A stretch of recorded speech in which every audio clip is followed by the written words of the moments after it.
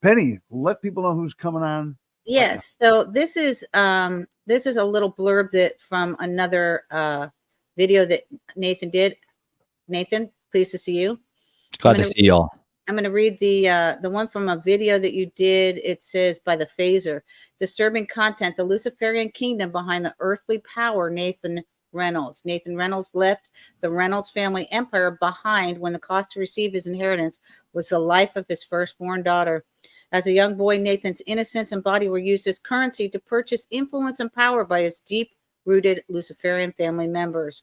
His grandfather was working within the shielding of the Knights of Columbus, traumatized and exploited children to advance the secret order's agendas further. Nathan reveals the depravity of the Jesuits and other oath-keeping societies who use blackmail, pedophilia, and even child sacrifice to empower their kingdom's tyrannical takeover. Many well-known and influential individuals, politicians, police, and even pastors are willing to sell their souls to gain the world. But even amidst the radical, intelligent evil, the survivors of these torments choose to fight back and wage a war of redemption against the cowards of control. The new Reynolds family is on a quest to see the captives of crime and cowardice set free. Welcome to the Awake Nation, Nathan. How are you? I'm spectacular. How are y'all doing? Good. Good. Heavy here. Can you, I know that the name, the Reynolds name is an Illuminati name. So we have Burt Reynolds. We have Reynolds Rap. It's actually named in Springmeier's book as one of the Illuminatists' names. Can you tell us, take us from the beginning of your childhood and growing up and tell us what happened to you? Yes. So there's quite a multiplicity of facets to the Reynolds family dynasty. There's one that is much more mainstream, a bloodline of individuals that control the aluminum empire and the tobacco industry.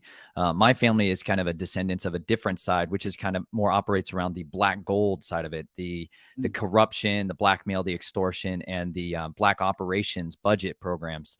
And my family started out by procuring major financial wealth and assets through the sexual exploitation and the child exploitation of their family members. And basically it was the keys to power of their kingdom. If they wanted access to the empire, really, which is more of a phone book, people, I think, have this idea, this illusory idea that power comes through wealth. Power for the wealthy comes through anonymity. It comes through the ability to influence and take actions outside of the public sphere of being witnessed and seen and evaluated. This gives them the ability to work without anybody controlling them or regulating them. So the way that most families really with huge dynastic powers do that is they go underground. And the way they do that is they can camouflage themselves amongst other citizens. So my family looked and appeared to be a lower class family by all appearances on the surface, but with a single phone call, they could get anything they needed. And the way that you got access to that, though, was you had to pass one of your children, generally the firstborn son, into this fires of this abusive system. People, if you read from the ancient historical text, they called sacrificing their children to Moloch or to they're literally offering up their children as a burnt offering. That doesn't always mean they're consumed. It means they're transformed into the image of these other mighty ones, these other gods. And my family did that through the Jesuit orders that are under the ruling hand of the Knights of Columbus in an area called Lake Havasu City, Arizona, predominantly, also in Flagstaff, Arizona. And so as a young child, I was passed into this system of duplicity, where on the surface, we looked like a normal Christian family, but underneath, there was radical, intelligent evil that was taking children and handing them off to grandparents predominantly, because there's a lust and an addiction that people get into when they get caught up in this towards pedophilia, towards child incestuous child relationships and rape. And so my parents would hand me off to my grandfather, my mother's dad, and he would traumatize me, abuse me, and shatter my soul, my essence of my being, and then would pass me around through these little groups that are down there in Lake Havasu that specialize in training up children to be either sex slaves or to be children that are caught up in mules, like trafficking, drugs, pornography, and different materials, a lot of like the chemical byproducts that are produced during these explicit torments and agonies. And so during the course of those events, I saw a lot of horrific, perpetual, ongoing abuse happening to people around me that I cared about. And it developed in me this desire, this deep-seated need for revenge, this deep-seated desire to stop it. And so once they kind of determine what it is that really drives you? What is the predominant fuel for your fires in your furnace? They then use that as a weapon against you. And so I became very weaponized towards violence. And the Jesuits are part of these inheritors of these ancient order of the Hashashins, the assassins, the sicarios, the people, the keepers of this blade that have been practitioners of the ways of Cain all the way back into antiquity. And so I got raised up and trained up by these men who were possessed by monsters to go out and consume and devour the people that they convinced me were the bad guys. And I believe that was the way that we could cure all this evil that was taking place, was to just physically strangle it to death. But I began to learn very painfully over the course of my life that there was no amount of bloodshed that was going to satisfy the need for justice in my life. Were you born in Lake Havasu? No, ma'am. I was not born in Lake Havasu. I was born in Flagstaff, Arizona. Wow. How old were you when you were being passed around to your grandfather? How old were the children, including yourself, that were? And was it always boys? My predominant experiences were always boys. Yes, there was a deep need for males under the age of 9 years old, generally white and blue-eyed, predominantly. If they could, a blue-eyed and brown-haired boy was their favorite use for that. And they got their predominant power source by torturing them, tormenting them, molesting them, sexually abusing them, sodomizing them, raping them, torturing them. And so my experiences of that were some of my earliest formative memories, were being passed into this from 3, 4, 5 years old on. And it became kind of my normal, and something that I thought was a normal relationship with family members. This is what, when I thought family reunions, this is what I thought everyone went through. This is what my cousins went through. This is what the experience were for all of us boys. I did not have experiences, and I never saw the sister side of this whole equation. That was very much kept out of the reach of my mind. But for myself, girls were being abused too. I believe, yes, they were being abused, but I can't say that for certain because I didn't witness it. They were abused in different ways by being able to keep this covered up. Right. When did you move to Lake Havasu? I never moved specifically to Lake Havasu. My family would take me down there for weeks at a time, days at a time, and then they would bring me back up to Flagstaff, Arizona, or we moved to Pine Top, Shoalo Lakeside. My family continually moved me around from school to school, either homeschool, public school, private schools, Christian schools. That they were moving me around regularly, sometimes every couple of months, so that, I mean, it becomes really obvious when children are being perpetually, chronically abused and taken out and made to go through these things. And I mean, I was puking blood at school and having horrific body marks, wounds and bruises showing up all over my body. And so once any of this would kind of come to the surface, people start asking questions. Or if I developed a really strong emotional bond, like a relationship with teachers or students that were around me, classmates, that would get silenced really quickly and get broken off. There was just a perpetual need to destabilize my life and keep me kind of in this kingdom of the gray, so that there was plausible deniability in every area around us. Did you ever research the history of Lake Havasu?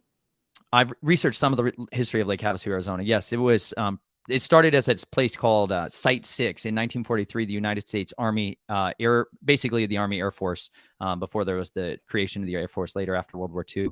They used it as one of these stopover points from relaying soldiers and supplies across the deserts of the Southwest. And Site 6 was actually, they took over somebody privately owned land and built air bases on top of it. And they began a R&R stopover, so rest and recuperation, basically a place of harlotry and drunkenness and everything else began to be kind of what it was known for there at Lake Havasu. Lake Havasu is a lake that is formed by the Parker Dam, which dams up the Colorado River, which was designed to pump water into the central parts and southern parts of Arizona, into Phoenix and Tucson. And then that lake became kind of a hotbed for fishing and boating sports. And a guy named Robert McCulloch, later on in the late 1950s, early 1960s, purchased what was at the time the single largest land tract ever purchased in Arizona state history. He purchased 26 square miles along Lake Havasu shoreline there. And he wanted to develop it with a man named C.V. Wood, Cornelius Vanderbilt Wood, who was recruited by the Disney brothers, Walt Disney. He is the actual founder and the designer and the builder, architect behind Disneyland. And Cornelius Vanderbilt, that name should ring a bell if you don't know about the Vanderbilt families. They're a dynastic family who grew to great power at the same time, contemporaneous with the Reynolds family.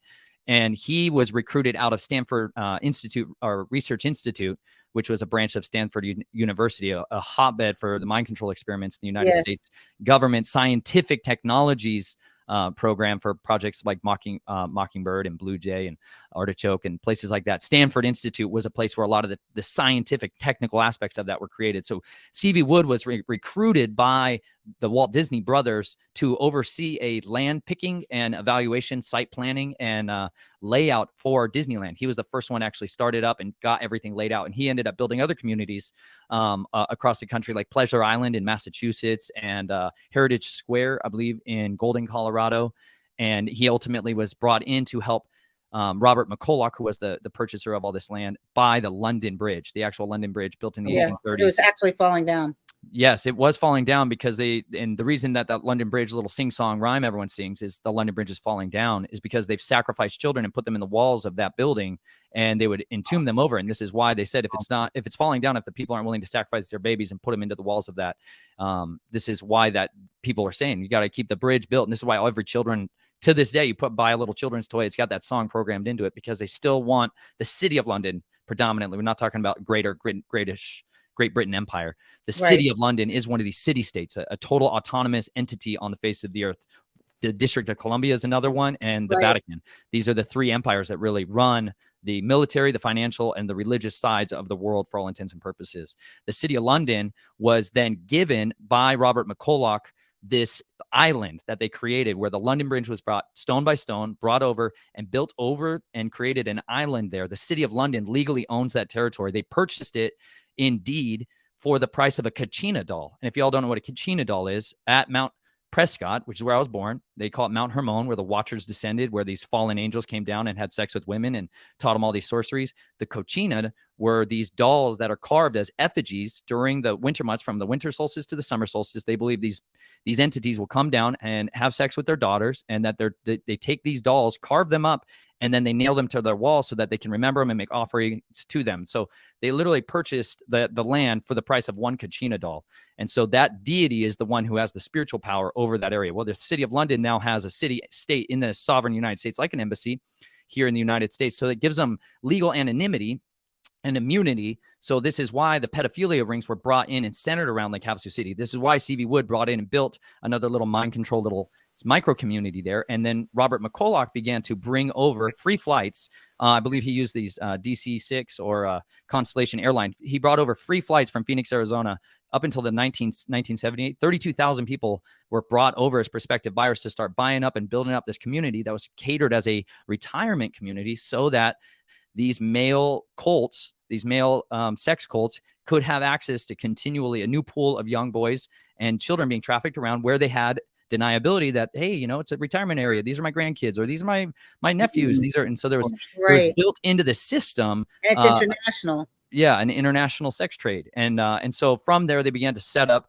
a lot of the industry that actually funnels the finances and the meat of the human cattle resources to come up through there from the central United States to the southern United States and kind of consolidate that power basis there in Lake Havasu City. So it kind of became the melting pot for a lot of this activity. And this is why my family was passing me down there. This is why my grandfather set up his base of operations there. He was a good handler. He was really good at fracturing and shattering children.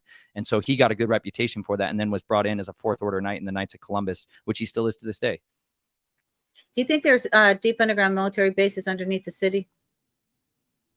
I do not know about the military bases specifically. I know that there's tunnel systems that branch out from the city of London's territory right there on the island that were set up, I think, from Site 6 during the World War I or World War II. However, the sites and the tunnels that I saw did not have the same military build out like I saw later on in Colorado Springs or under Schriever Air Force Base and Fort Carson Air Force Base or Fort Carson Army Base in Colorado Springs. So are you saying they're more they seemed like old order stuff, meaning stone block masonry, not concrete blocks and linoleum floors. The designer for Disneyland also, because I work for Disneyland and I have ties in Lake Havasu, tunnels. So why wouldn't he build a catacomb of tunnels underneath that city as well? Yes, the tunnel systems that I saw were not. I did not go on extensive underground tours down in there. I did see some tunnel systems predominantly around the bridge and under what they call like the boardwalk, the main drag of where all the little shops and the play places are for the hotel services and the pedophilia services are. Wow, I know that area so well. So what happened to you when you were brought to Lake Havasu? Can you tell us? depending on different times of my life, like early on, a lot of it was just a lot of abuse and a lot of programming, so that I would be loyal to them, that I would be willing to do what they say, that I learned to enforce the oaths. These people were obsessed with their oaths, that they needed to be enforced, and that there was a massive conspiracy of silence, that nobody could talk about this. And so you get convinced with a lot of trauma that you can't get out of this, that there's nothing you can do to get out of it. Once that's set in place and you're bonded to them, really a lot of what I began to do was just physically learn how to kill and slaughter human beings and make it look like suicides or accidental deaths or natural causes. So there was a lot of time spent in body moratoriums, places where people are held in state, and you learn how to dismantle and kill human beings in less than 2 seconds. So like, was that as a child? This was under just a regular building called I believe it was called Oasis at the time, which was like almost like a swimming outdoor pool recreation area. Mm-hmm. And they just had a cold storage unit underneath that where human beings were processed through. Were you a child? Yes, ma'am. How old were you? From the ages of 6 years old for certain, all the way up until my teenage years. Oh my God. And now, so what are some of the methods that are used to commit assassination and make it look like a suicide? How do you do that? I mean, ideally, one of the ways that you can do that is make it look like a heart attack. So that's an overdose of potassium, something simple as so giving some somebody sort of a pill or poisons.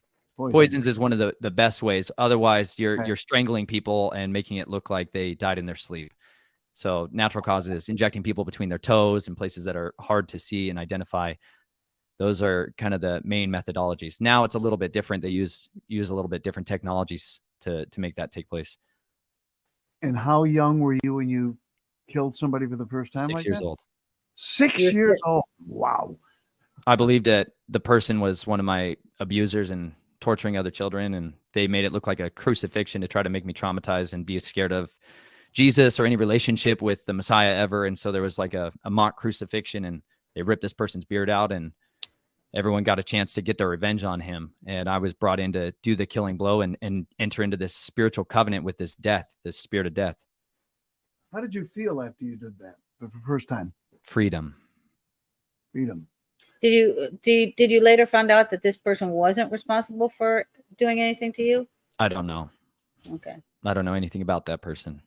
That's a basic MK Ultra. I was going to say mind control. If you believed you were doing the right thing, in which one of the experiments that is actually online is where a doctor puts a woman's hand in acid, and then he puts it in alkaline, and then he tells her that when she awakens, that the person responsible for her pain, she will kill that person. She will throw the acid in their face. They replace the acid with water, and then they say that person is to your right. And then when she awakens, she picks up what she thinks is acid, but it's actually water, and throws it at the individual. That's an MK Ultra mind control operation in which they make you believe that is the perpetrator, when in fact the perpetrator in this case was the doctor. Right. My grandfather he generally drowned children. That was his way of doing it, in his bathtub. He had a big step down bathtub, or in his backyard pool. He would drown them until they were unconscious, and then he would resuscitate them, and then they would believe that he had saved their life, and it would create this like bond of you're my hero. You know, that was one of the ways to bond us to him. Later on, one of the ways they started doing this was they were mixing a scientific form in with this ritualistic old religion. My family were practitioners of serpent eaters. These are people that believe they're literally have the bloodline of the serpent, that they are carriers of this divine right to rule as kings, that they carry the seed of the serpent with them, and therefore they can do this to human beings because they're a subspecies. They're a different thing than what they are.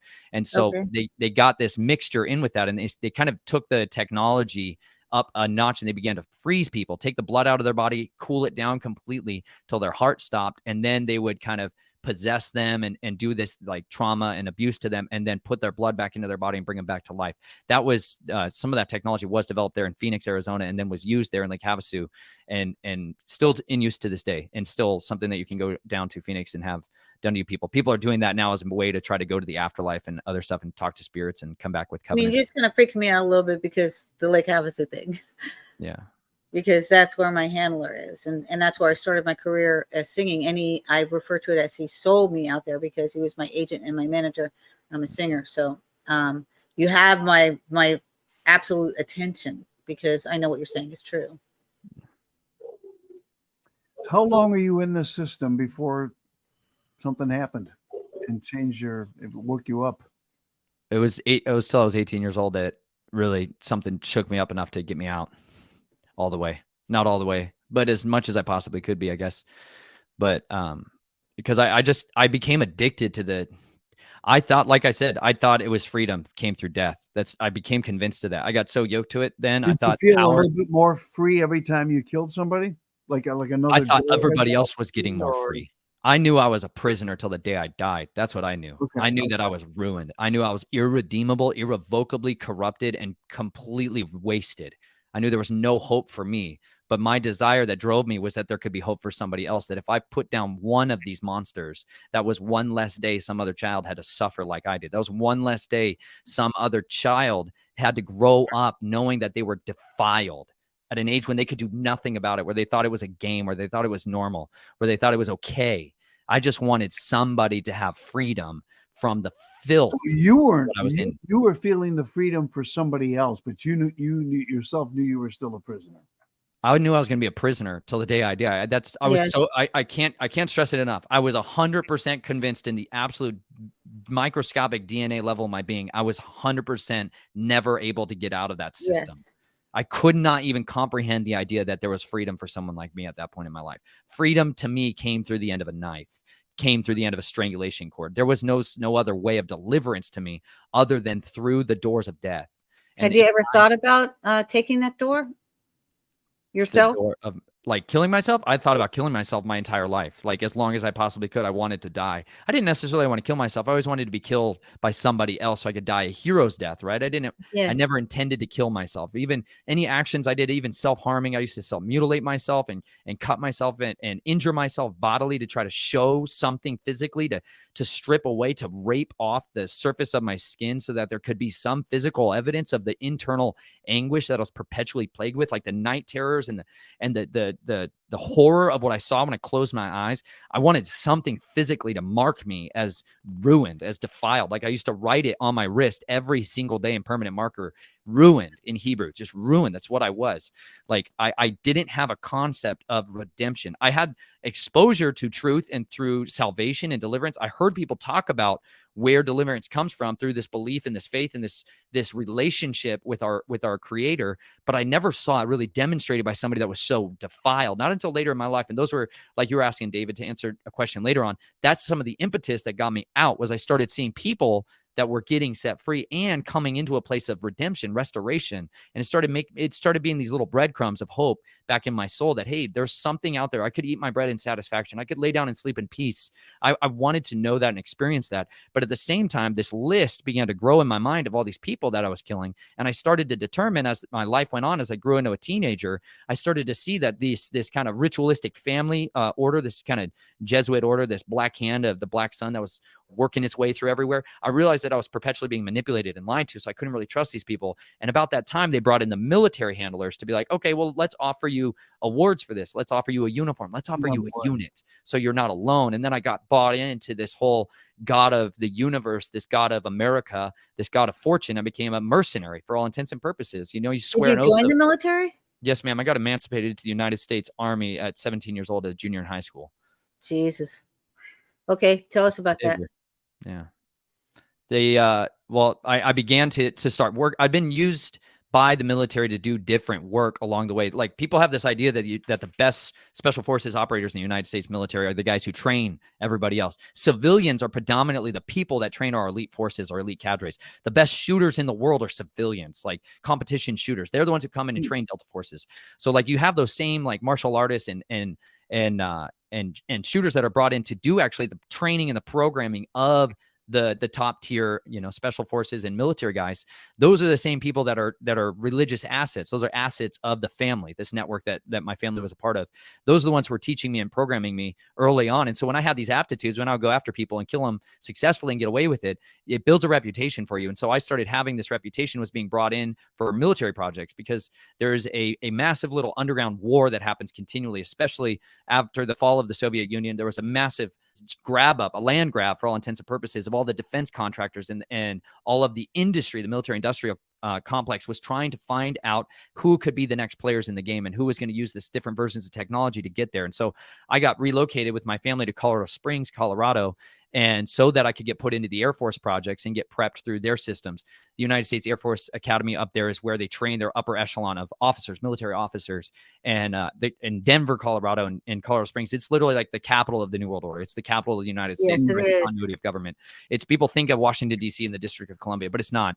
The CIA moved their headquarters there. The Defense Intelligence Agency moved their headquarters there. So Space many Force is agencies there. moved their headquarters there for that reason. NORAD and Space Force are there. Yeah, and so like one of my military handlers, a guy named Colonel Weaver, Lieutenant Colonel Weaver, was at NORAD, and he began to bring me into that system to try to groom me and prepare me to go into the Air Force. But I had, let's just say, rebellious acts towards them. They kept thinking I was a wolf that was going to bite their hands. They didn't want to touch me after a while. But the Army scooped me up, and so I got brought into training at Fort Knox, Kentucky, which is the home. If you read the book, The Men Who Stare at Goats, you'll find out this is the home where a lot of these Psi warrior projects got their grounding there. And so I got passed into there so that I could get programmed through the military to become kind of their asset. And the military handles things differently. They don't use all this ritualistic like sex magic to traumatize and fracture and control people. They use a different form of technology, using fMRI, like functional magnetic resonance imaging scanners, and programming through helmets. And it's a lot more technologically based, a lot more like injection based with like nanoparticles, programmable matter, like black goo stuff,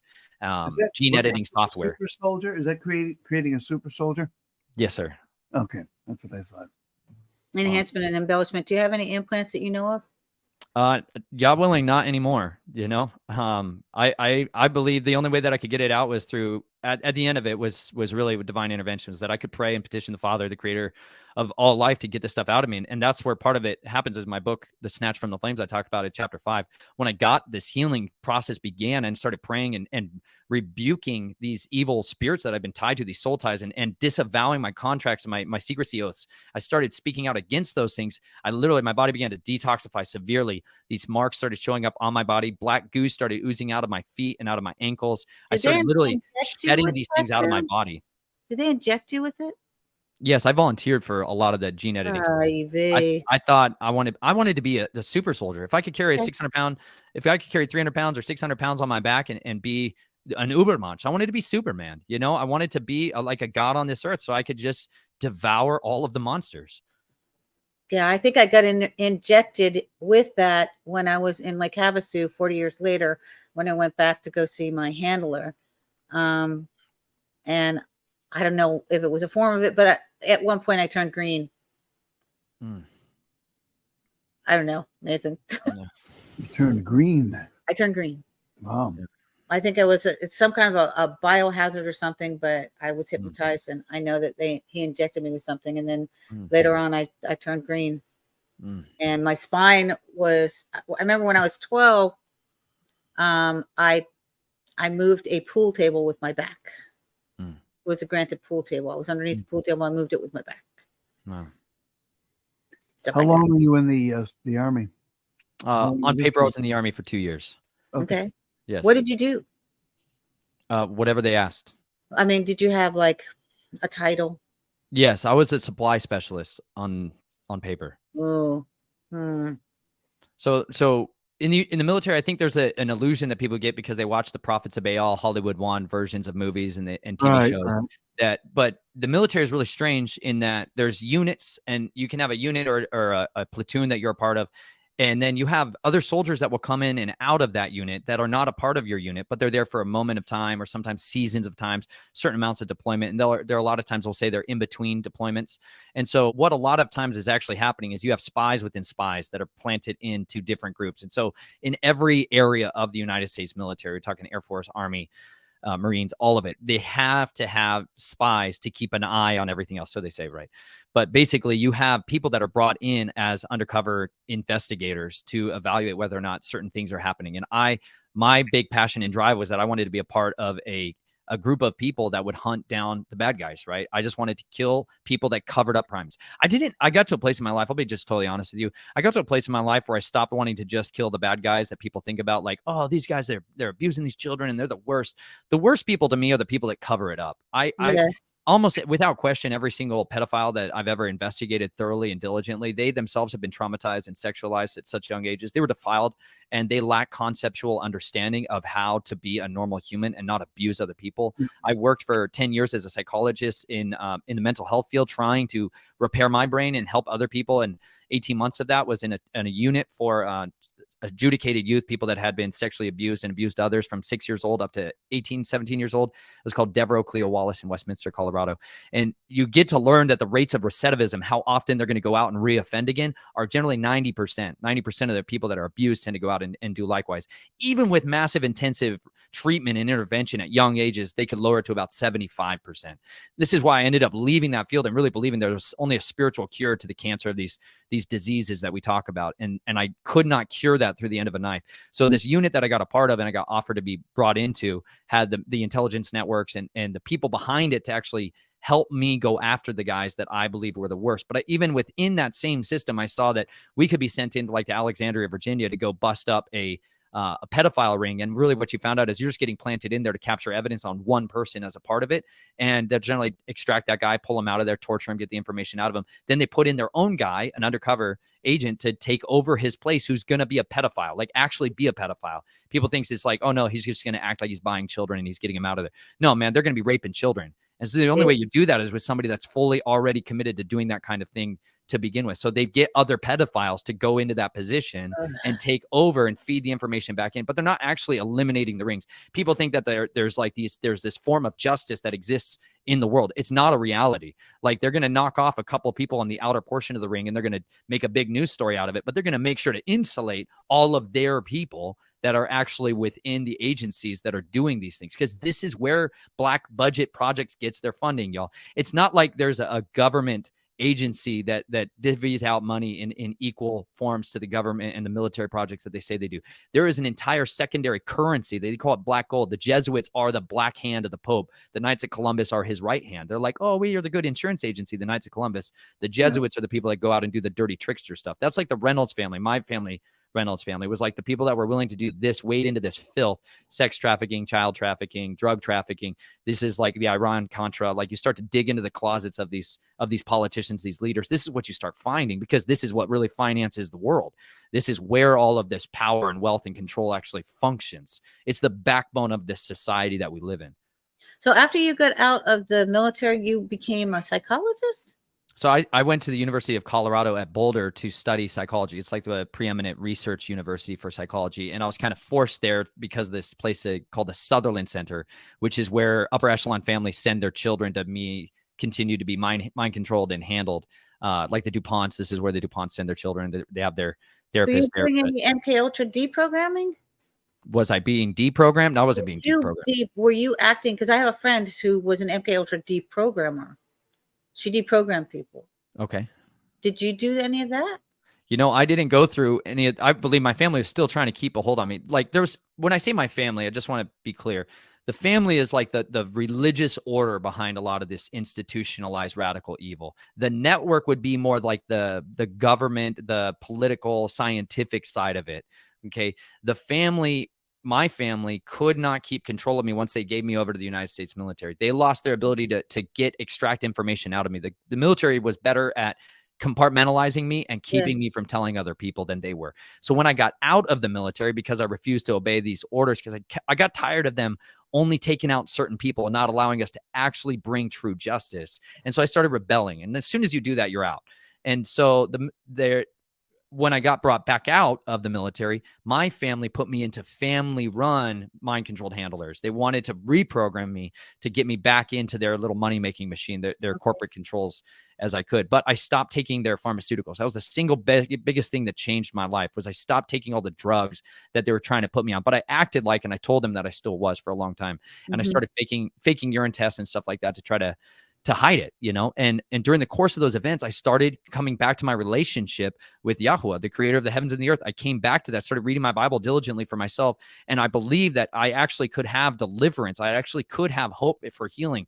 But at that time, I mean, my hair was literally falling out. I had breakouts all over my skin all the time, irregular tachycardia, like my heart was being exploded, bruises all over my chest. Like I was dying from all the pharmaceuticals, all the drugs that they had me on a constant, ongoing basis. And so when I stopped it was like someone gave me my mind back, and I had this peace again, and I could make clear thoughts and decisions. And I started limiting access to this, the handlers at the Sutherland Institute, and I started going towards the scriptures for healing, and I started developing a community of people around me that were authentic, that were like real humans that didn't have an ulterior agenda.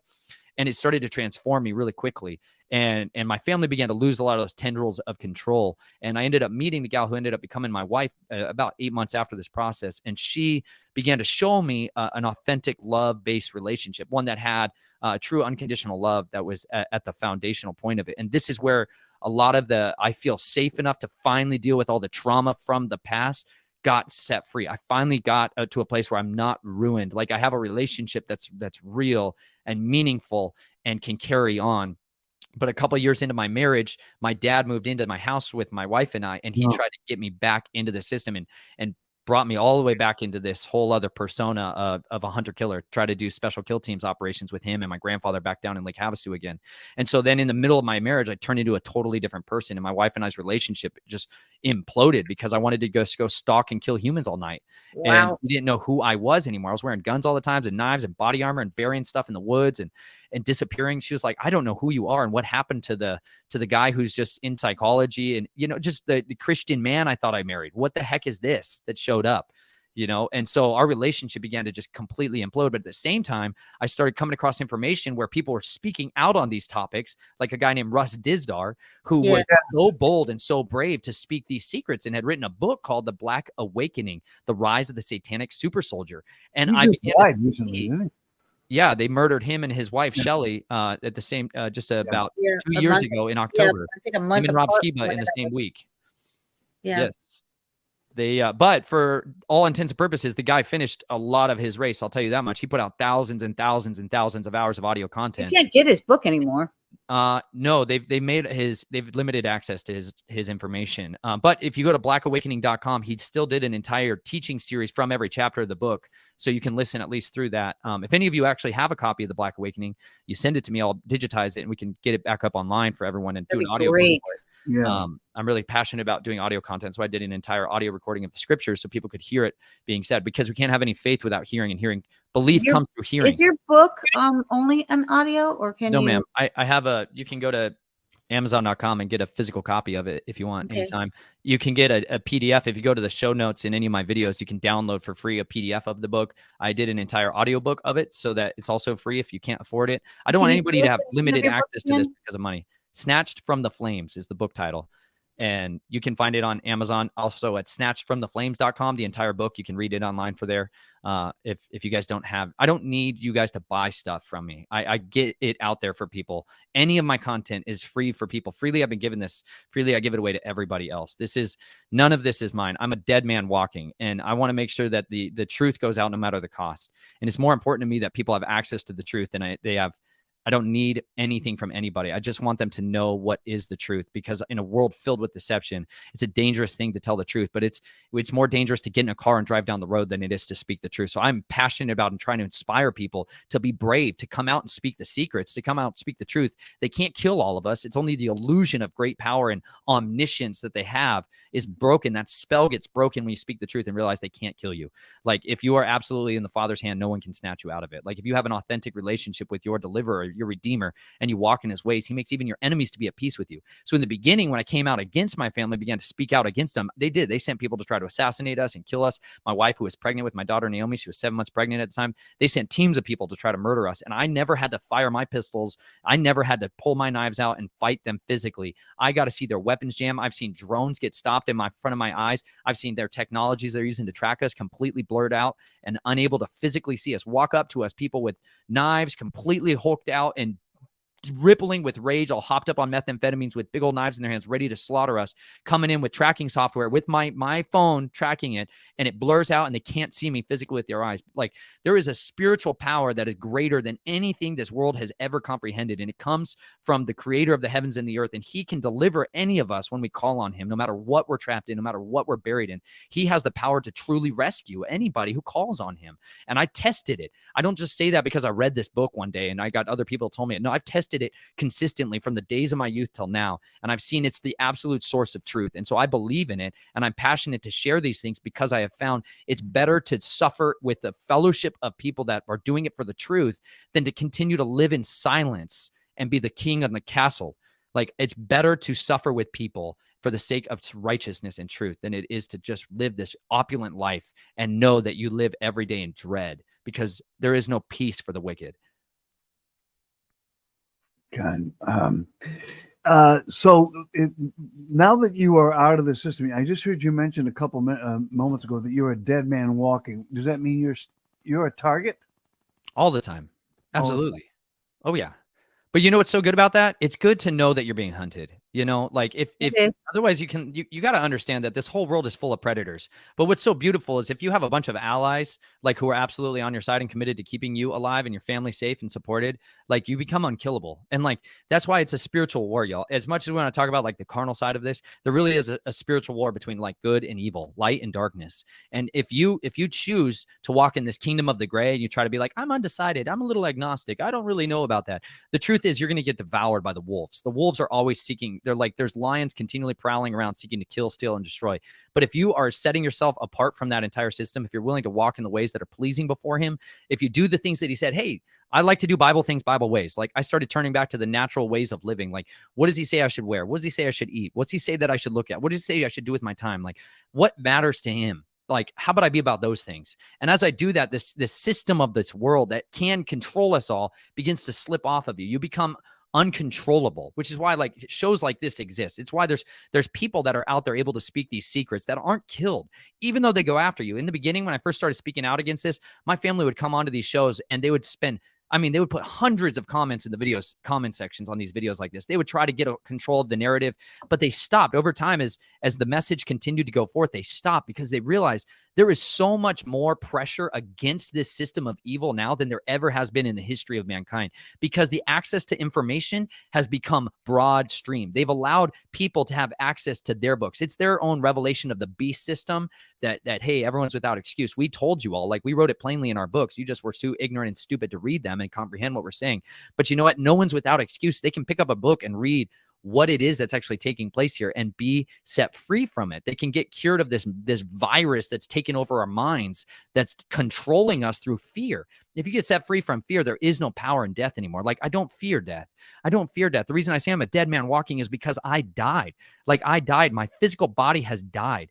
Like, who I used to be, this old man that I used to be, this one who just was hungry for killing all the time, this one who just wanted death all the time, that old man died in me. Like, this is why something called baptism exists. Like, you literally go and put yourself to death in the water. Like, you die like our Messiah died, but you come back to life as a new person who's set apart to do good on this earth. Like, so now I have a commission, like a marching order from the captain of the heavenly host to go, therefore, and set the captives free, to preach this good news to every creature, that like, no matter what you've been through, no matter what you've done, there is nothing that can separate you from him if you're willing to confess your sins. That means you just come out and speak the secrets, no matter how evil it is that what you did. And you think, man, I could never tell anybody about this stuff. It's an absolute lie. You have to. Forgiveness for yourself and for the people that did these things to you, not that they don't get to suffer the consequences. Forgiveness towards them sets you free from the prison cell you're locked in, that bitterness, that anger, that hatred, that rage, that violence, that murder. You get set free from that when you can let that go, and you can turn the keys of vengeance over to somebody else who actually has the power to scourge the enemy no matter where they hide. That there's nowhere they can't hide. There's no deep underground military base deep enough to get away from the imminent, absolute, inescapable judgment that's coming for them. So what do you see going forward then as your mission between now and the time that, and I hope you live a long, healthy, and Me too. prosperous life, but obviously you're an individual on a mission. You're doing the work of God. So what is your mission as you see it? To set the captives free wherever I find them. And their predominant place I find captives are cowards. People are controlled and riddled with fear. Not until, like, the best thing I can ever do is to lay my life down for a friend. Like, that's how I can actually show I love people, is to take off any power and authority that I ever had in this worldly system, to deny the family that I had, the inheritance that I thought I was going to be given. I was always promised this you're going to go through all this horrible stuff, but there's going to come a day where we turn the kingdom keys over to you and you have all the power to do whatever you want.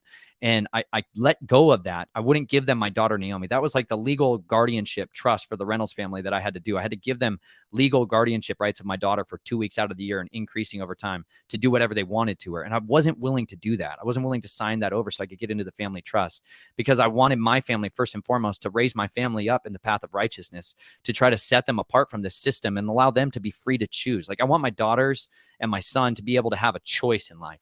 I want them to know that there is something called freedom that's available to them that doesn't come at the hand of corruption. And so my mission in this world is to make sure that every single person and creature on this earth knows that there is an opportunity for freedom, true freedom, that can actually set them free of the bitterness and the sorrow and the despair and the hopelessness and the impotency. Like, if there's one thing I could drive home more than anything else, is that men need to be men again. Like, men need to truly be men, filled with courage and boldness and confidence that devour the despair and the loneliness that creeped into our souls, that convinced us that there's no purpose for us, that there's no place for us. But there's an entire generation of people always looking around. Where are the men? Where are the dads? Where's the fathers who say no to this? No, I do not consent. No, you cannot have my children. No, you cannot destroy my community. No, you cannot have my life. Don't give them control anymore. And you do that by turning off these black mirrors of sorcery, these influences of the system of the world. You pick up books and you read and identify and you learn skills, and you become confident to overcome a system of suffering that we've been ensnared in. Like my family and I, we sold our home back in Colorado, and we spent almost 5 years traveling in an RV all across this country, 150,000 miles. And I went and learned trades and skills. I learned how to be a farmer, a homesteader, a rancher. Like, I learned what it takes to actually be a human being on this earth, like how to put food on my family's table, and what it means to eat a meal in satisfaction. Like, why we fresh mill our own flour. My wife bakes her own bread, and she makes my own children's clothing. Like, there's these skills and these experiences and these rewards that we have been so divorced from, raped from, because they destroyed the family unit. If you go back to the systemic destruction of our society, the compulsory education system brought in the 1800s, like the eradication of critical thought and the trivium and the quadrivium and these methods of learning and instruction that were just taken away from us. And we are forced to sit in a classroom where you learn to stay in your class. You stay in your class. You stay in your class. You stay in your class. You're forced to learn that you can't tell us what to do. You ask the authority in the room, the white robe priest, if this is true medical advice or not. You go ask the governing official whether or not that's true. You go ask the teacher if you can go pee. Like, you're forced into these systems of control for so long, and it just starves you of your any masculinity that you ever had, any desire that you had to go and be a free human. It's not just men, but that you have a purpose that matters, and you can make a significant impact in this world if you're willing to only speak the truth. And that's a super dangerous thing to do in the world filled with deception. If you commit yourself to being an authentic person to the best of your ability and best of your understanding, that you live that out. It's a horribly brutal life out there to do that. But by doing so, you will eat your bread in satisfaction, and you can lay down and sleep in peace. And it's the most satisfying thing to ever know that you are an authentic person who cares, loves the Creator, loves Yahuwah with all your heart, your soul, your strength, your mind, and you love your neighbor as yourself. When you start to do those things, when you pick that up, you start to build up endurance to overcome this radical evil that's trying to destroy everything. And it drives back that darkness, and freedom comes into you and then to the people all around you. And this is how we become cities on a hill. This is how we can start to build up cities of refuges, to bring healing and deliverance to people who are tormented and tortured, that they can have restoration and a purpose that's beyond what they were told. The things that you saw in Lake Havasu, still happening in Lake Havasu? Absolutely. People write me regularly that this is still ongoing. Any way to stop it? My family still takes their children down there and strips their boys down naked and takes pictures of them to this day. Any way to stop it? Anyway, stop it. Exactly like I'm talking about right now. Speak the truth. Speak the secrets. Go tell everyone. Drain the lake and reveal all the bodies buried in there. I know this may sound like a little bit off the menu, but have you seen the movie The Sound of Freedom, and what did you think of that? No, sir. I don't watch films anymore. Okay. You know, I study diligently, but I don't allow much to come into my. Are you familiar with the story?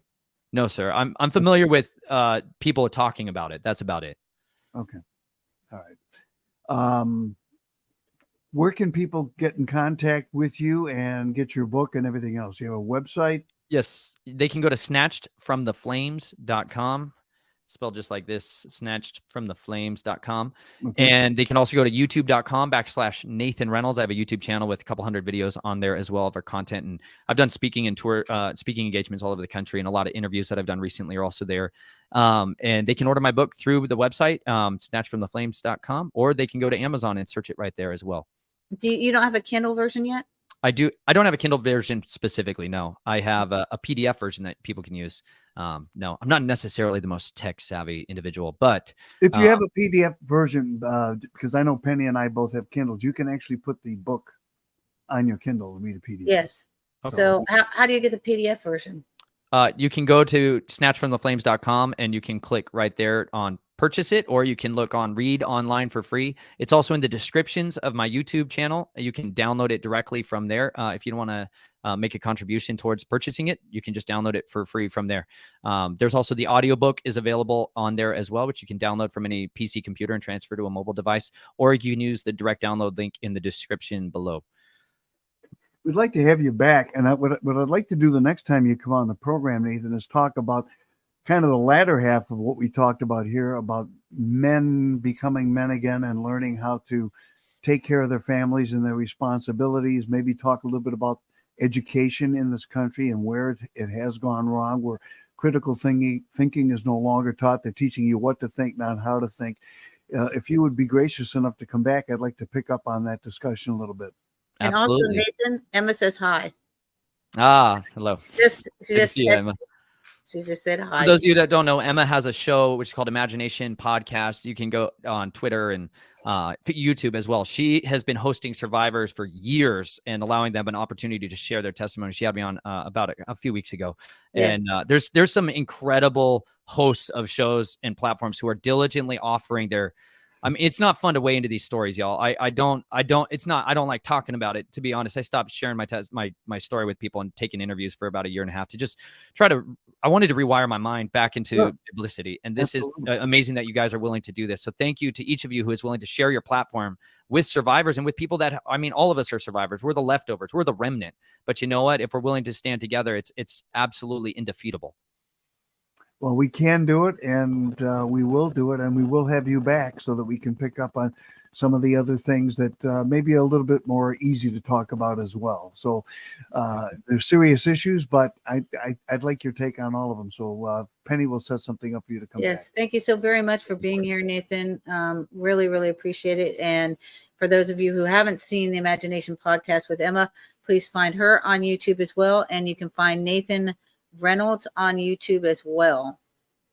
Great. Nathan, thank you so much. Thank you all so much. All right, God bless. Bye-bye. Nathan Reynolds here on the Awake Nation. What an incredible story and incredible testimony. And definitely want to have him back because I know he has a lot of takes on how we can prevent this. And this hour was pretty much devoted to what he had done. But I would really like to talk about how we can help to prevent it through several different means and how to just keep our eyes and ears open and our minds awake to this. So we'll definitely do that.